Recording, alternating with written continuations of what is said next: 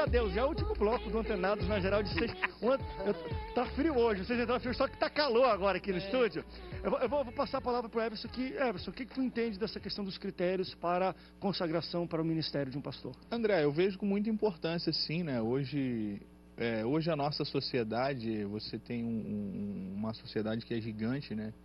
E você às vezes não tem um acesso de uma comunidade pequena a todas as pessoas. Então, às vezes as pessoas elas almejam um ministério, e eu gosto de ir pelo critério bíblico, a gente até comentou isso aqui em off, né? Timóteo falando, né? Se alguém deseja o episcopado, deseja uma excelente obra, convém que seja irrepreensível, marido de uma só mulher, Ou seja, uma série de critérios que estão sendo evidenciados ali para alguém que deseja o episcopado, não alguém que deseja ser membro de uma igreja. Né, e que a gente também tem alguns critérios. Mas alguém que deseja o ministério pastoral diz tem que manter a casa em ordem. Então, eu gosto de olhar para esse critério até para quando eu vou colocar um obreiro local na minha igreja. Porque eu penso, se ele não consegue fazer o governo da vida dele, não consegue fazer o governo das finanças, não consegue fazer o governo da casa, ele vai coordenar. Deixa eu botar um caso extremo. De forma desregrada. E isso, em dois fatos isso acontece, que acho que todos vocês vão concordar da sensibilidade, às vezes, que a gente entende de colocar pessoas. Todos nós acreditamos na transformação de Cristo, de que isso muda. Fato. Agora, por exemplo, deixa eu jogar um exemplo, uma hipótese, depois um exemplo real. Se você tem um pastor que você vê o cara muito bom, e o cara tem você até às vezes conhece, tem um passado muito complicado, pela situação dele também, de vida, social e tudo mais, e por algum momento ele teve algum problema com pedofilia, exemplo. E Deus pega esse cara e muda esse cara. Aí vem para a igreja. Você colocaria ele para cuidar de crianças da igreja? O que eu estou falando é o seguinte, poderia, não tem nada de errado. Mas tem que só passar que o por bom crivo senso, de imagine verificação, você, porque hoje todo mundo tem acesso à informação, correto? Imagina um pai vai deixar o filho na igreja, mesmo conhecendo o obreiro, sabendo que é um homem de Deus, mas descobre que existem problemas com isso. Vamos lá. Insegurança. Eu acredito que Deus muda, geral. mas tá entendendo? O bom senso nos leva a falar... A pensar. Quer ver? Agora, um exemplo e até uma indireta. Está falando de convenção, eu sou de convenção e a gente vive na briga. Existe na convenção da qual eu sou filiada hoje, CJDB, houve isso, que uma das pessoas do Conselho de Ética, que é que julga outros pastores, ele já foi condenado em casos de pedofilia, por exemplo. E o cara faz parte do Conselho de Ética.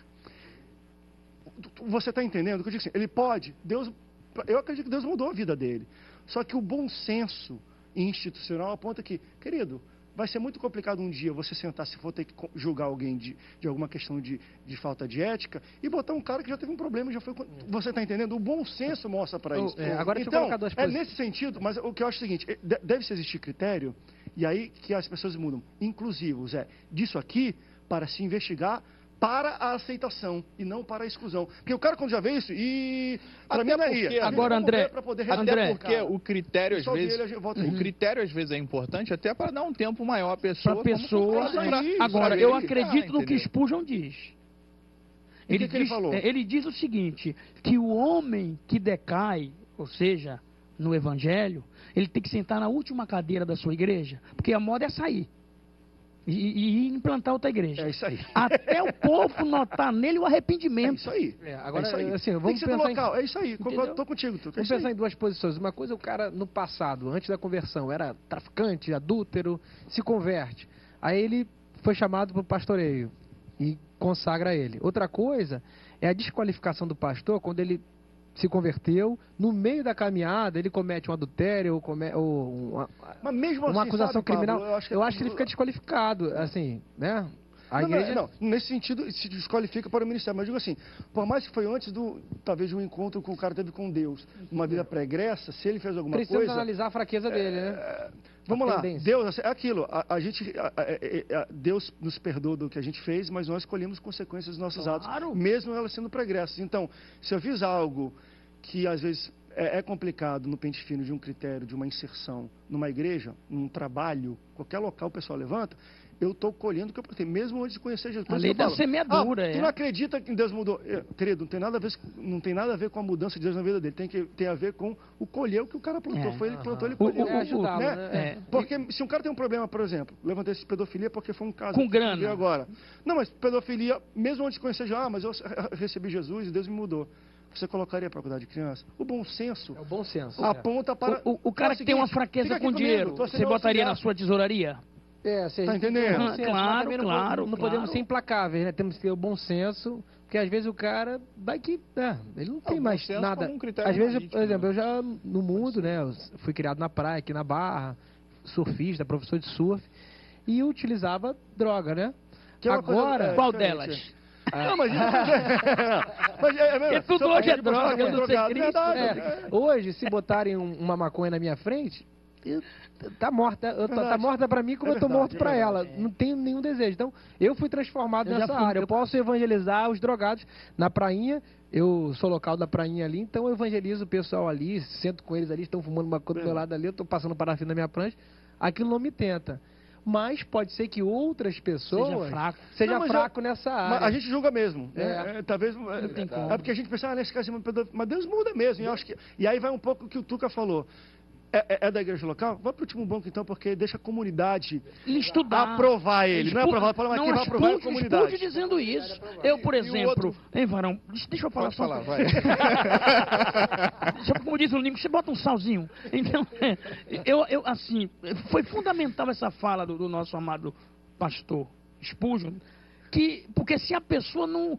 Quem vai julgar? Porque se o pastor chega e abraça, e diz, eu estou levantando e tal, sem a comunidade dizer, pô, pastor, eu acho que o senhor se precipitou, né? Porque assim, se eu sou uma pessoa que caio, eu, por exemplo, se eu fosse, eu não vou dar nome aí, vocês sabem, hein? Se eu fosse esse pastor que era presbiteriano, uma benção, eu sentaria para ouvir Hernando Dias Lopes, na época que eu caí, outros amados pastores, me aconselharia e começaria meu ministério no tempo de Deus. Então, qual é o problema dos pastores hoje? Que eles caem em adultério, eles escandalizam a obra e saem e abrem a sua.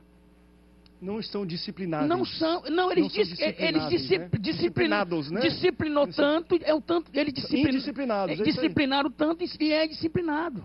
Entendi. Porque não traz isso para a sua vida. Então, o Spurgeon diz, se um dia eu cair do evangelho, eu vou sentar na última cadeira da minha igreja e não vou sair. Isso aí. E até a igreja olhar e dizer assim, eu estou arrependido. Eu acho que esse é um dos caminhos, né? Tem isso, tem problema?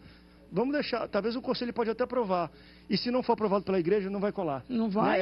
Eu acho que essa sinergia de conselho de pastor com a igreja, e às vezes tem pessoas que o pastor não aprova, mas a igreja aprova, que às vezes é proclamação mesmo. Aí meu André, segura o ministério do cara. E o grande fator não é um candidato, né, que foi indicado, às vezes, pela igreja para ser ordenado ao ministério. O grande fator é que hoje há uma facilidade em se tornar um pastor, e às vezes muitas pessoas elas querem fazer uso dessa atribuição, dessa função, até para mascarar, né, uma vida passada. Então, quando a gente fala de critério tem que ter, e quanto mais a sociedade se moderniza, os critérios eles têm que ser mais eficazes, né? Na vida você precisa ter Com critérios certeza. sempre, senão vira bagunça, Com com certeza. todo o respeito Princípio, né? do uso dessa palavra, vira bagunça. Por Tem que ter, exemplo, você tem que ter. André, o pastor estuda que eu sou... 5 anos de direito, pega o diploma de bacharel em direito e é obrigado a passar pelo crivo da OAB. Senão ele não pode advogar. Entendeu? Então não é só no meio cristão que nós temos. Não, eu acho que o meio cristão é o mais flexível de todos, Com porque certeza. quando a gente Porque tem pega um um negócio desse testemunho complicado, então vamos analisar, vamos ver a aceitação do público, não sei o quê. Qualquer outro local, se tem esses dois antecedentes aqui, que para mim eu acho que é triste, né? Eu acho que tem até aí, saindo um pouco na conversa espiritual, incentivos de governo que deveriam ajudar, por exemplo, ex-presidiários a conseguir emprego.